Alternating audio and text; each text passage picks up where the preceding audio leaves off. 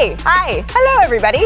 I'm Malika Andrews, joined by NBA champ Kendrick Perkins and two-time WNBA All-Star Chiney Ogwumike, Woj, Zach Lowe, Ramona Shelburne. They are all stopping by, but there's a lot to unpack today, ladies and gentlemen. So we'll begin with the defending champs taking on LaMelo Ball and the Hornets. Let's go to Milwaukee.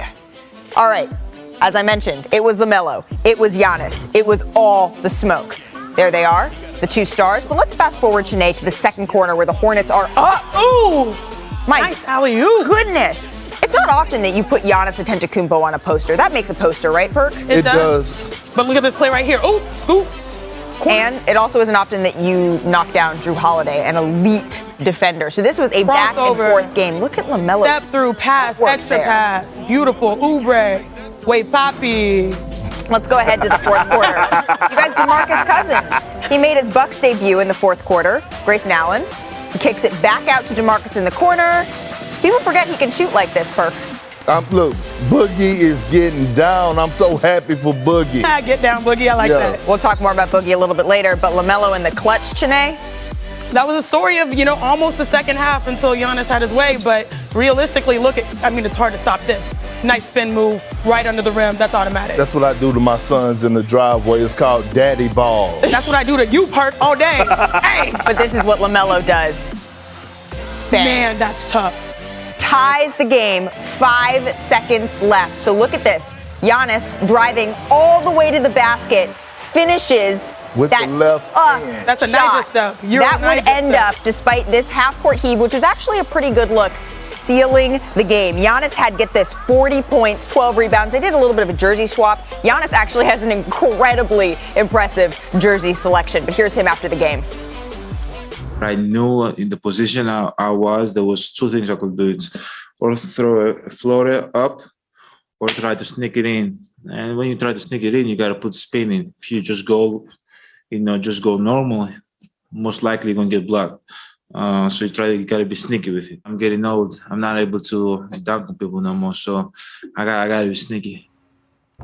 He's getting old at all of 26 years old. He once told me I was getting old. The reigning Finals MVP, he dropped 40, and he had that crafty little game winner. But LaMelo Ball, he had 36 points and the game-tying three. If it weren't for Giannis, it would have been a little bit of a different story.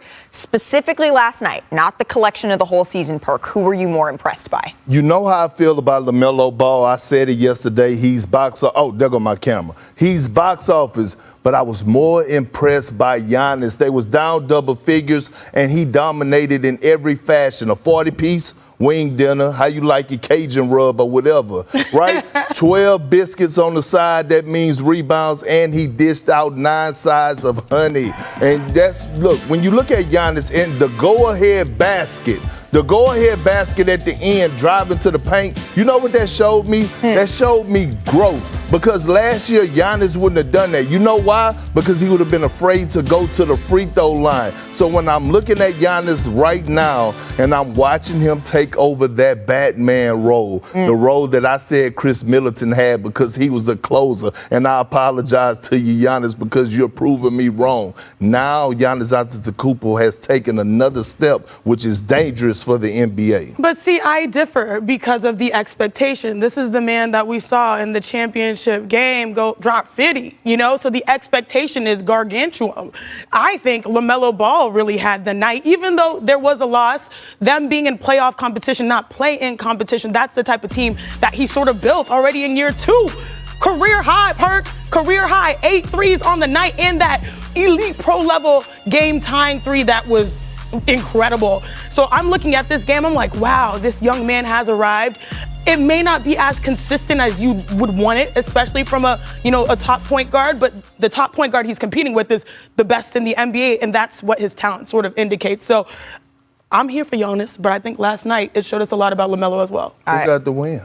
I mean, we know that. So does this mean, Perk? Does this mean I know you had the shirt that had the Giannis and Chris? Does this mean you need to flip flop and get one with Giannis as Batman? Yeah, I need to get one reprinted. Okay, it's fine. It's okay. We'll work on that. We'll work on getting one reprinted. So let's go to some numbers here. With the win, the Bucks improved to 10-0 this season with their big 3 in the lineup. They only played 2 of their first 14 games together, but they've won 8 in a row since Chris Middleton returned after testing positive for COVID. So Chiney, how dangerous is this team with their big three intact? Look at that number. Look, they can easily, and I say easily given the circumstances that we're seeing currently, not forecasting that those change and people get healthier, but like right now you look at them and they could win a title based with that, with that big three. And they did. Yeah, and they did, and that's exactly, they can pick up exactly where they left off.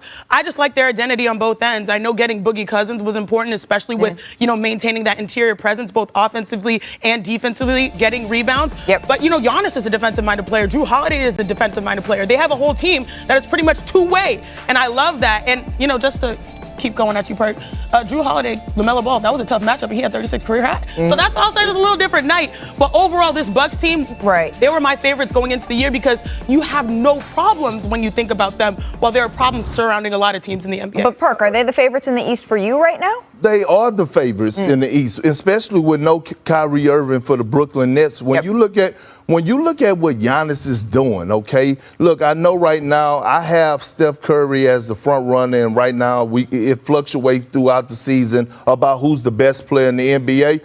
But Giannis Antetokounmpo still has something to say about that. And when you look at the additions of a guy like Grayson Allen, and you look at the other guys that have had the experience of going through it, like the Phoenix Suns, but have won it, right? You look at Drew Holiday. You just mentioned Drew Holiday. Think about this. Not only was Drew Holiday a huge piece for the Bucks, but he turned around Team USA when he arrived. When he arrived, he arguably was the second best player on that team behind Kevin Durant. So right now, today, I'm picking the Milwaukee Bucks as the favorite to come out of the Eastern Conference. They're only 2 games behind the Brooklyn Nets for the #1 spot. Well, as we talk about Milwaukee, we also need to talk about DeMarcus Cousins. Before we really dive into that, I do want to talk about today's news, another big Bucks man with Zach Lowe. So the Bucks say that Brook Lopez had back surgery and is out indefinitely. So I want to bring in Zach Lowe here if I could. Zach, I am curious. Is that something that the Bucks think is going to end his season? Fix your face. There's optimism around the situation. This is what I'll say. There's optimism around the situation that Brook Lopez will be able to return in the regular season before the playoffs. Obviously, you never know with back injuries. We've seen Serge Ibaka's back injury linger a long time, but right now there's optimism around the situation that Lopez could come back before the playoffs, and that's big because I agree with Perk and Shanae. Right now, they're the favorites to come out of the East, depending on what happens with Kyrie. I might even argue they're the favorites to win the championship, period, given that Golden State and Phoenix are going to have to play each other if they get to each other in the Western Conference. But to do that, and Perk knows this, to win 4 playoff series, you need every ingredient on your team. Sure, there are going to be series where maybe Brook Lopez isn't an ideal matchup for the other team, but they're going to be series where he's perfect. They need his rim protection and his size. You need everyone to win the whole thing. Absolutely, and this has been something that's been lingering for Brook Lopez, right? Even before he's been out, since he played in that first opening game, and that was it this year. But even before that, right, when you looked at him on the sidelines, even in the playoffs in years past, you saw him with the protective gear around his back, icing it, putting heat on it in timeout. So hopefully this is the thing that makes it so that is no more and they can keep rolling, because the Bucks are rolling. And after the Bucks rolled last night, Giannis tweeted that was fun. He said, "Let's boogie." And as I mentioned earlier, Boogie made his debut with the Bucks. So Perk, you're a fellow big man. What does DeMarcus Cousins bring to this team, especially without Brook Lopez? Hold on, Malika, before I answer your question. Zach Lowe got a new haircut. Did you see that? I see Zach with the little bootsy fade. I see you shining right now. Goodness. But look. There it is. Yeah, that's the little bootsy fade. Zach, if you don't know who little bootsy is, He's Google. he's like carry on. He's looking sharp. Like carry on.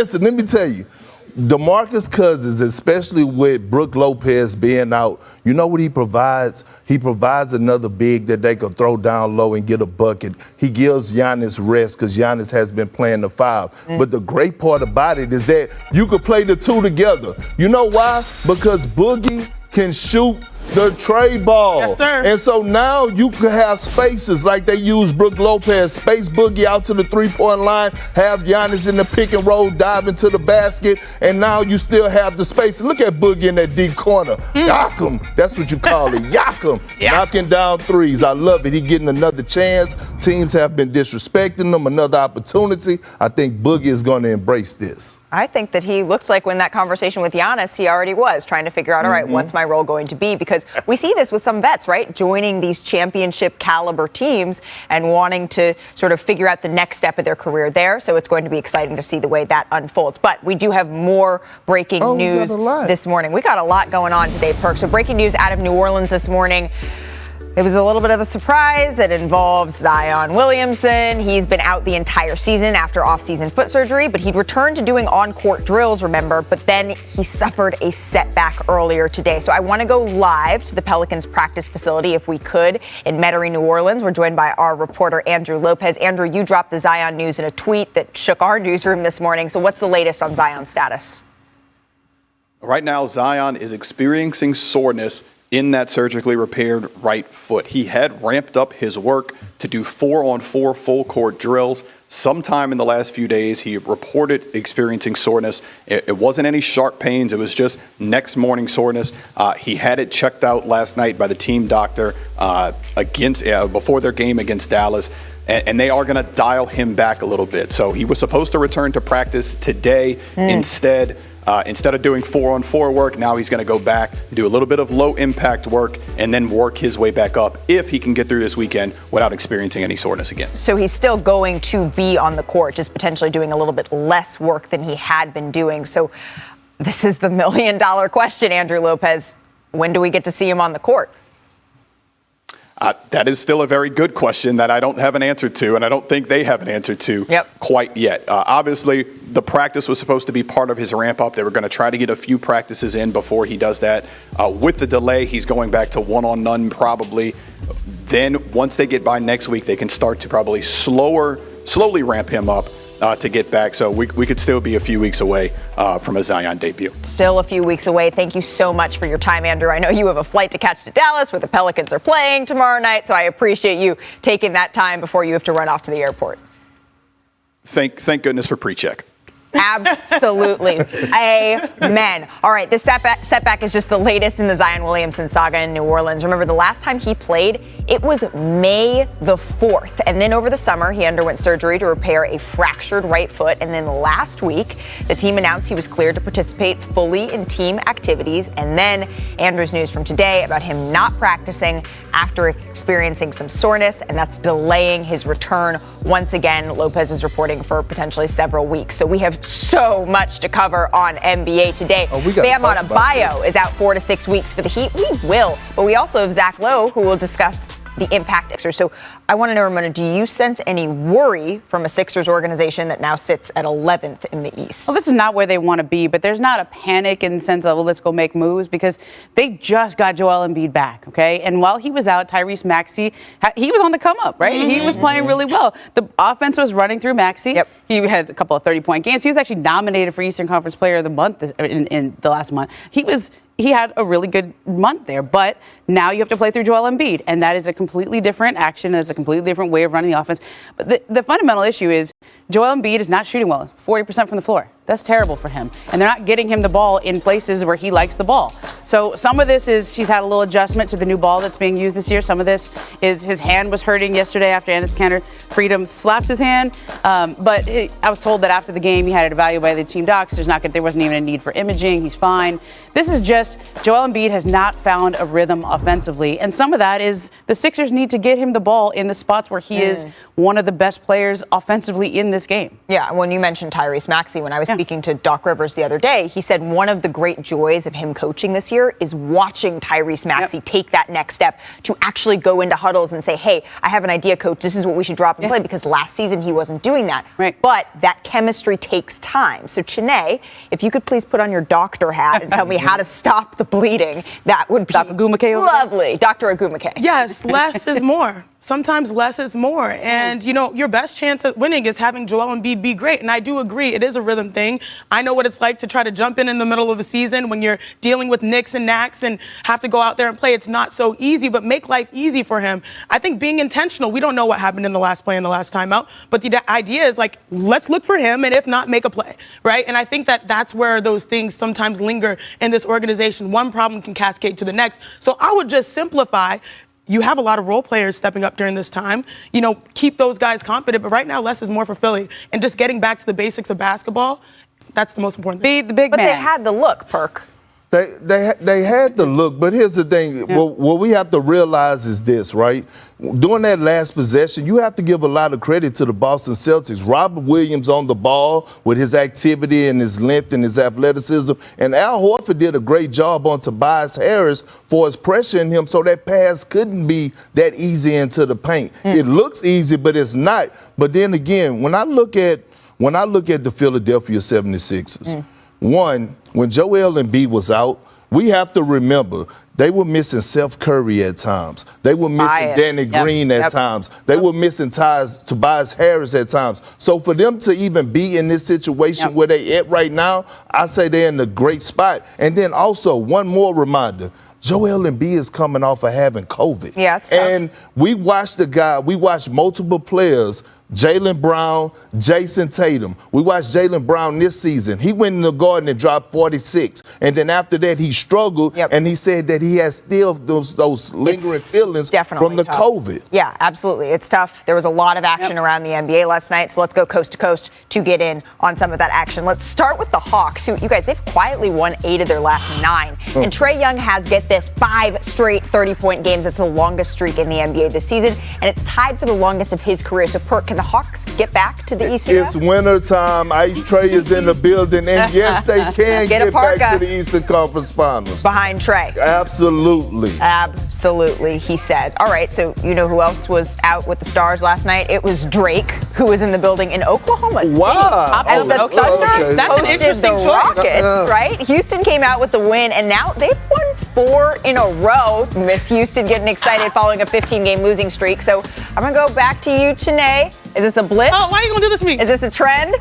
Winning for the Rockets? Yeah. I feel like it's a trend. You know, it really is a trend. Perk, they have had you up agree? there the pace, finally the All I will say is that they 4-0 without Jalen Green. All right, and the Heat, they got blown out at home by the Cavs. So Cleveland's entered this game losing their last 20 games in Miami. But they were able to hold on and keep the Heat to just 85 points. That's without Bam Adebayo. He and Tyler Hero spoke after the game. It's rough. This is my first major injury in my NBA career. So definitely one of those things where didn't expect that. It was a downer, but for the 6 weeks, can't change nothing about it. That was my only option. Hopefully Bam gets speedy recovery, good luck with the surgery, but just hopefully, it's always next man up. It's always been our motto, since I've been here, and we'll need guys to step up. So the Heat will definitely miss Bam defensively the most. When he's been on the court, the Heat's defensive efficiency is 4 points better than when he's off the floor. And Miami's defense with Bam would rank second in the league, but it drops all the way to 15th when he is not playing. So joining me now to dive into the defensive loss of Bam Adebayo is senior writer, host of the Low Post podcast, Zach Lowe. So you've been on the Bam wagon since day one. What's the significance of this loss for Miami? Beep, beep. It's huge. It's huge. Depth was the obvious issue for the Heat going into the season. Their rotation collapses into pretty big unknowns after guys number 7 and 8. Markieff Morris hasn't played since Nikola Jokic decked him on an all-time cheap shot. They're still missing him. Look, the Heat are built for the playoffs. They have a real chance to make the finals if they have their whole team intact. Their only goal really is just don't slip into the play-in tournament. And I said before the season, they are one injury away from being in danger of slipping into the play-in tournament. This is the injury. This is a really tough injury for them to withstand. Dwayne Dedmon is a nice backup. They'll start him. They'll play Tucker at center sometimes, Markieff if he comes back. But this is a really thin team. Jimmy Butler's missed games. He's out right now. Kyle Lowry's missed games. Tyler Hero's missed games. They're going to have to fight and scrap in the East. I mean, Perk just mentioned the Hawks. The Hawks are like 10th in the East. If Cleveland is staying up, if they're for real, if the Bulls are for real, if the Wizards are for real, it's not a lock that Miami stays in that top 6 if they suffer a big injury. And this is a big, big injury. So Zach, defensively, we know that Bam Adebayo is a juggernaut within himself, but he also accounts for so much of what they do offensively. How do they make up for it on that end of the floor?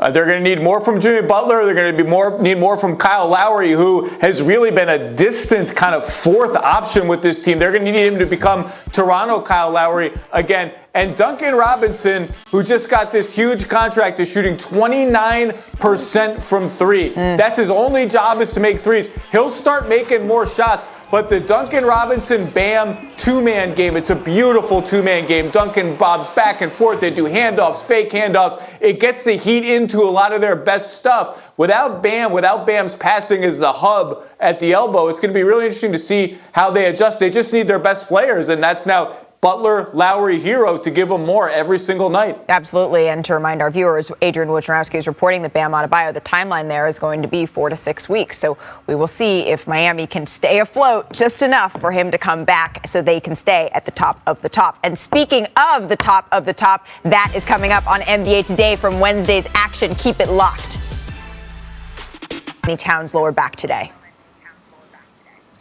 Malika, I'm told that Towns is still sore today. That he'll be considered questionable for tomorrow against the Nets. So I think there'll be a better sense tomorrow, but certainly avoided significant injury. It had a great game, 34-10 before the injury late in the game that caused him to leave, the fall that caused him to have to leave the floor. Absolutely. And Minnesota's been having one of those surprise years, so they're going to be hoping, I am sure, to get him back as soon as possible. But also, Woj, earlier yesterday, the Trailblazers, they announced that Damian Lillard will be out at least 10 days due to a lower abdominal tendiopathy. He's going to be missing at least 4 upcoming games. So is there a greater cause for concern with Dame and this ab injury, Woj? Malika, I mean, there is in the sense that this injury has lingered for really a number of years. And you saw it this summer in the Olympics with Team USA. It certainly impacted Dame Lillard. And then this season early, he has at times not looked like himself and has sat out some games along the way. And now they're going to keep him out for an extended period to see if they can get a handle on the injury, try to get him past it. But certainly this is something that for Damian Lillard has impacted him now over a significant period of time. Interesting. All right. Well, I know you will keep us abreast of all the latest information. Thank you so much for joining us, Woj. And for us, it is now time for some top of the top from last night's action. Oh, let's do it. Roll back. I saw the roll. Roll. All right. Push back. You guys know where we're going to start. I think we should start with top slams. Let's do it. Let's go for Aaron Gordon against Orlando. Y'all didn't want to pay me.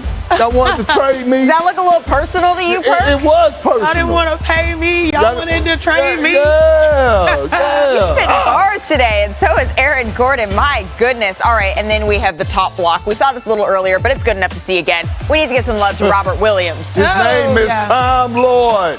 First He was game right back. on time. He may not come when you want him, but he's always on time. Always on time. Most underrated center in the league. Yeah. Look at this. Oh, He got his fingers on that. The outstreet closed that space. Yup. That's winning basketball. And I love look how excited the Celtics Al are. Horford getting excited about it. Tatum was like, I can't believe this. Like, that was the win. We won yes. with this, with we defense. won. That was the move that we won on. That's a good win for the Celtics. Very, very Good win. All right, let's go to top moves. Trae Young, he was in Indiana last night, and he put this defender on skates. Could you have done any better, Perk? No, not at when it's cold outside. Ice Trae. And you know he loves the kids. Look at this. Like, here you go. Oh, look how happy he is, too. This is what like, it's all yeah, about. I got Trae's towel. All right, then we can't show you top moves and not show you LaMelo. Drew Holiday is an elite defender. Yes. He can move with his man. Let's say the best wing defender at that. My goodness. And I love how you made the right pass and they knocked it down. Good basketball right there. Yeah, The Hornets, they're a team to watch. they are. Ooh, LaMelo is a guy to watch. My goodness. yeah. My goodness. All right, let's go to top alley-oops, and we're going to stay in Milwaukee because Giannis was there. And, Yeah, when you're doing on Giannis, that ups the factor. yeah, that means It's okay. usually but he's the one inflicting that. But, you know, my mom always said you have to have a taste of your own medicine sometimes. But it's Sometimes. the effort for Giannis for me. Just he's not afraid of it. I think that could end up in the upper room, but also so could this. Oh! Goodness.